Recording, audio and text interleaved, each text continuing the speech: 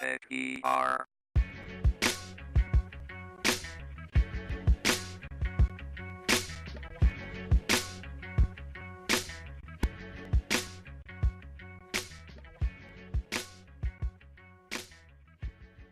So we're on a boat. You might think for a second, pirates, because they're out there, har! But not the pirates that are going to come up by a boat and take all our stuff. No, we're talking about the internet pirates. They are there, they're out there, and Jessica is going to give us a little bit more information on what you can do to protect yourself. Thanks so much for that, Sherry. Yes, you're absolutely right. There are next generation pirates out there. And just like the ones we know with the one-eye patches that are out there trying to steal our treasure, our gold, trying to hijack our boats, hold us hostage maybe. No, we're talking about the ones online that are trying to go for our treasure online, the data that they find valuable to use and access. So credit card information, passwords, email addresses.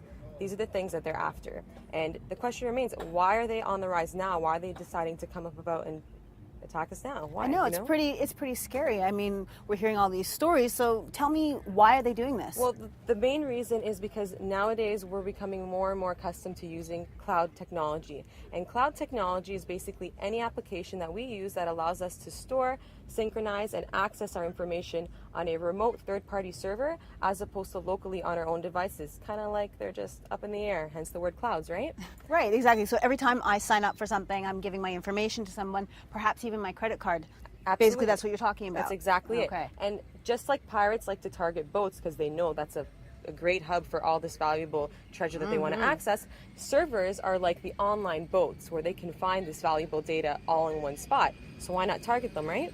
Exactly. So just recently, I'm sure you guys, the viewers at home, have heard about this. The Sony network was breached. Over 100 million consumer data had been accessed and been put to risk and uploaded for everybody to see. So this also includes, like I mentioned, credit card information, passwords, email addresses. Could you imagine being one of those users? I know, it's scary. And now you've got a lot of people wondering, what can I do to protect my data? Absolutely. And you know, it's funny because what they actually did to access this information, just to keep things simple, is they used a hacking technique called SQL injection, okay?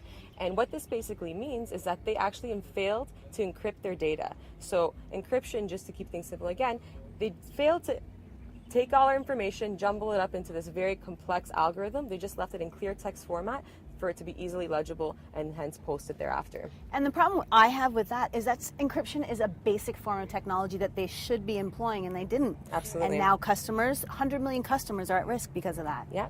And you know what? The reason being is because there's no legislation to make this mandatory for these companies. So the good news to all this, which is what I want to point out now, is that the group that actually did this, LulzSec, took this information not to go on a shopping spree with their credit cards. No. They did this to make a mockery out of their corporate victims, to say, hey, you know what? Look at your security protocol and how poor it's conducted.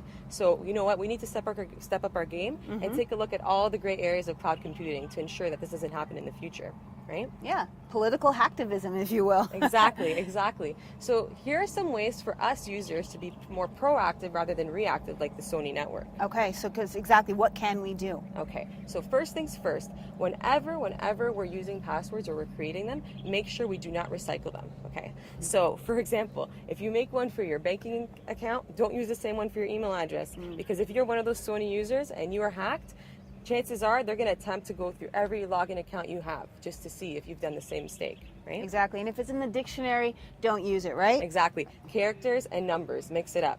Don't keep it simple. Okay. Second tip is, if you ever see an email in your inbox, always trust your gut. Even if it's a trusted recipient, you got to question yourself, is this right? Does it seem right? Are they asking for information that I never requested?